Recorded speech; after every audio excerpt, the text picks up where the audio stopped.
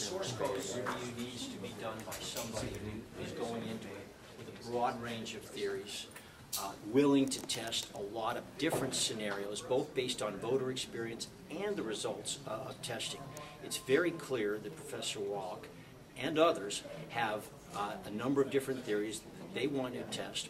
And I think it's very striking when you hear uncontradicted evidence that the only way to test a theory is through machine and software testing, and that Professor Wallach says, without contradiction, it can be done in 2 or 3 weeks.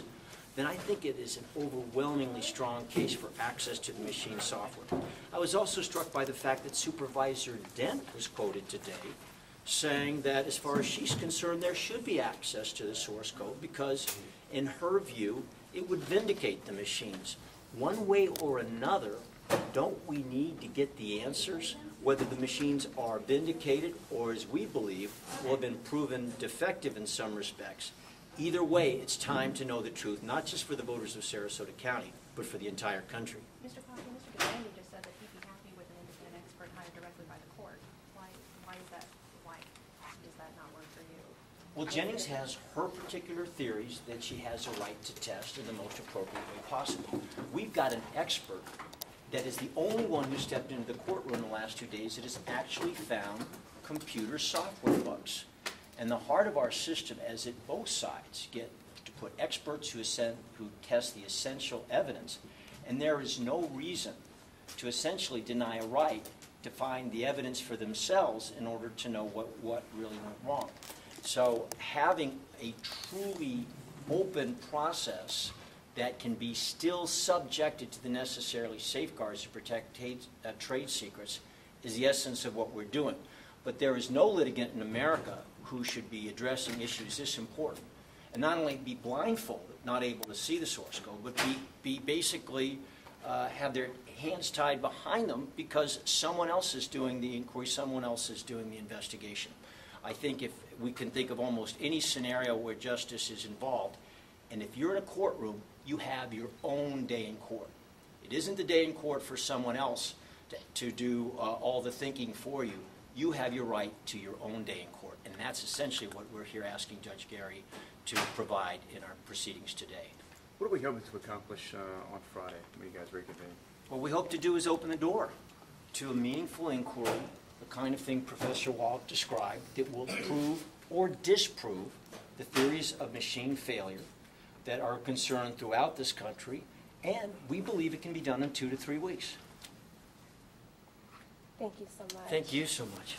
Have a great holiday. Merry Christmas, everybody. Kendall, can I get one more question, please? Your expert showed the range at one point with the bubble chart of being between, it seemed a lot of the machines programmed earlier on were running around 12%, and they got as high as 20% undervote for the machines that were used later on or set up later on for the election.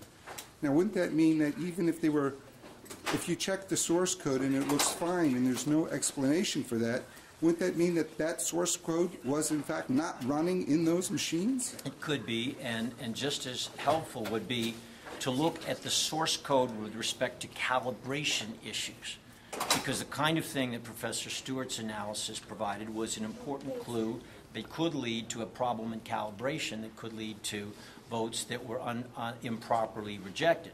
So taking side by side a statistical analysis like that and the source code, in effect, hearing and seeing the patient's symptoms and being able to do the x-rays is exactly how you reach a meaningful diagnosis in a case like this. But if the theory of the touchscreen calibration did not pan out, if you had the machines to test and the source code and no explanation could be found, wouldn't that confirm the worst fears of many that have discussed voting problems on the internet, and that the machine was in fact essentially hacked, and that the correct code was not in the machine at the time? Professor Wallach has not eliminated intentional manipulation of the software. That is certainly one of the theories that is on the table. But the focus right now is on theories in a sense of negligently designed software rather than maliciously designed software. But up to now, without access to the source code, no one can eliminate any of the theories.